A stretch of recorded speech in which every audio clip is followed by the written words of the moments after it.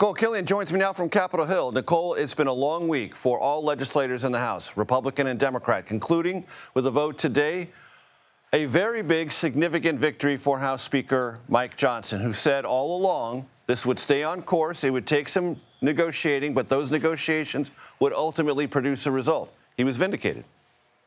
Yeah, absolutely. And I think also that's why you heard the president really lavish on a lot of praise to the speaker when he was here on Capitol Hill earlier this week, because quite frankly, the speaker has been meeting with the president for many, many months now. In fact, well before he took office, to strategize about this big, beautiful package and trying to get it done. So I think that's why the speaker was pretty confident that ultimately he would meet the mark, but certainly a legislative victory for him in terms of getting all members of his conference, with the exception of one or two, on board.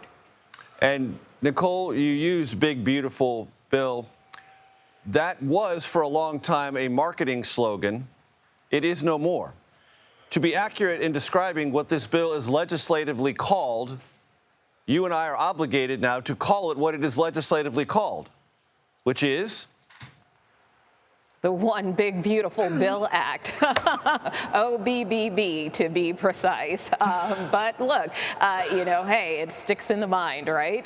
But look, this encompasses the president's legislative priorities. So yes, in his view, it is big and it is beautiful, because this not only funds his agenda with respect to defense and energy, but also border security. It fully funds his border wall, for instance. It extends his 2017 tax cuts, which is something that Republicans had really been pushing for, increases the child tax credit, even has Trump savings accounts for newborns as part of this package, as well as making good on some of his campaign proposals, like no taxes on tips, no taxes on overtime. But it does come with a pretty steep price, as we've been reporting, in terms of upwards of $1.5 trillion to $2 trillion in cuts, much of that coming from Medicaid, also SNAP, the Supplemental Nutritional Assistance Program, which encompasses food stamps. So that is a big concern, of course, to Democrats, which is why they unanimously oppose this package, because they argue that this big, beautiful bill is actually a big, ugly bill that will really harm millions of Americans if it becomes law.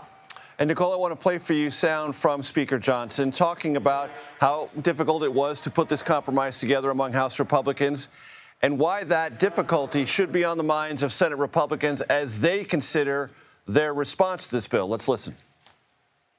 We have a very delicate equilibrium that we reached on here. A lot of work went into this to find exactly the right balance. And you all saw how perilous that was over the last week as it developed. And I encourage our Senate colleagues to think of this as a one-team effort, as we have, and to modify this as little as possible.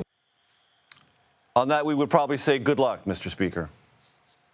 Yeah, that's right. But look, he continues to insist that he has been working in lockstep with the Senate, and many GOP leadership aides have said as much. I mean, Leader Thune, for his part, certainly doesn't want to stand in the way and is determined to try to get this package over the finish line as well. His deadline is to try to do this by July 4th, if at all possible. But look, we have heard from some Republican senators who have their own views about this package, see this more of a starting point for the Senate rather than an end point. You have some senators like Ron Johnson want to break apart this package. Others like Rand Paul, who are concerned about, the debt and what this would add to the deficit. So from that standpoint, Leader Thune now has the Herculean task of trying to keep his members on board to try to push through this package. A long week for lawmakers and a long week for those dedicated to watching the lawmakers. That includes our outstanding Nikole Killion. Nikole, as always, thank you so much.